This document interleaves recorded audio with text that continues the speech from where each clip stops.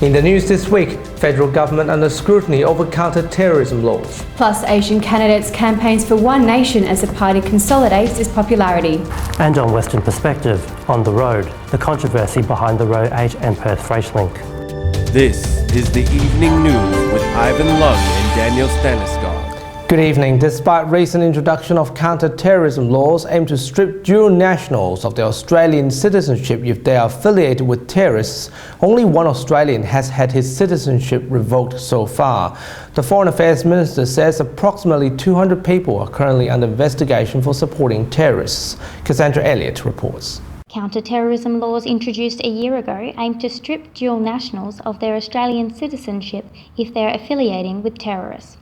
Minister for Foreign Affairs Julie Bishop says the coalition is committed to securing Australia against the threat of terrorism and violent extremism. There are about 200 Australians who are currently under active investigation for supporting or seeking to support individuals and organisations involved in terrorism. The legislation around citizens returning to Australia after alleged affiliations with terrorists has many safeguards, but whose interests are being protected. Current laws state you have to prove somebody is a dual nationalist before revoking their citizenship.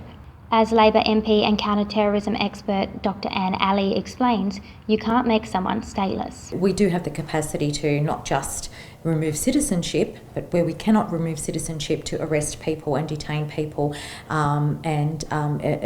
upon their return to Australia. Dr Ali says Australia has one of the best counter-terrorism frameworks in the world, and Australians pretty much have nothing to fear.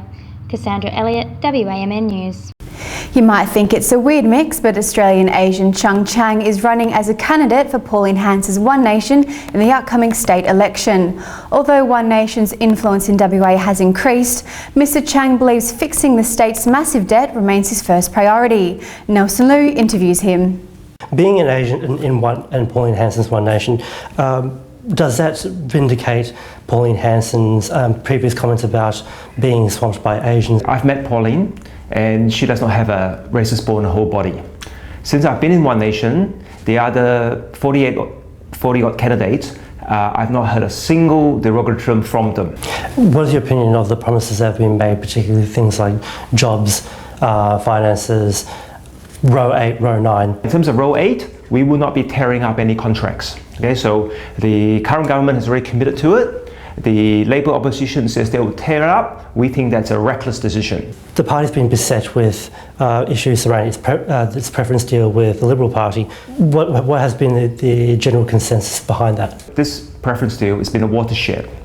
No major political party has ever done a preference deal with One Nation before.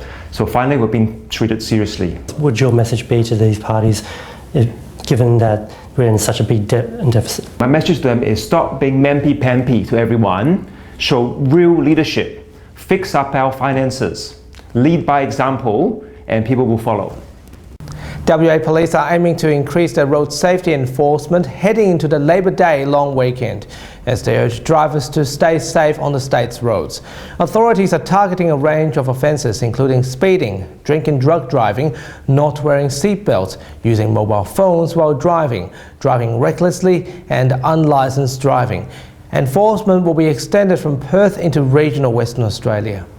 We're going to be putting extra resources out into the regional areas, starting from the metro, targeting those road user behaviours that we see continually causing serious crashes.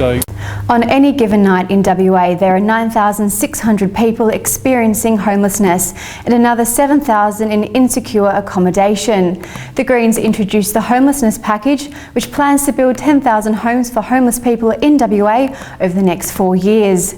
Upper House member Lynn McLaren says this issue has been ignored by both major parties. It's a problem that's been growing over time. The Barnett government has not addressed this. And it's just only going to increase unless we take serious action.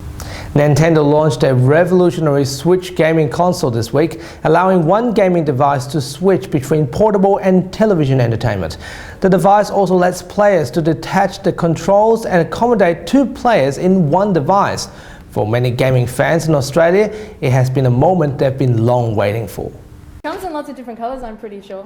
I know it's got 32 gigs of RAM, sort of memory. Yeah, memory, of onboard. So it's like obviously not going to be as massive as the PlayStation. German Chancellor Angela Merkel will be visiting America to meet President Donald Trump later this month. It's believed that this meeting is part of the preparation for the G20 summit for 2017.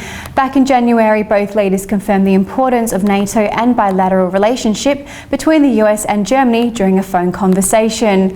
However, Ms Merkel later criticised Mr Trump's policy to ban Muslim immigration from 7 countries in the Middle East. And finally this week, a young artist has been awarded $50,000 at this year's Sculpture by the Sea exhibition at Cottesloe Beach.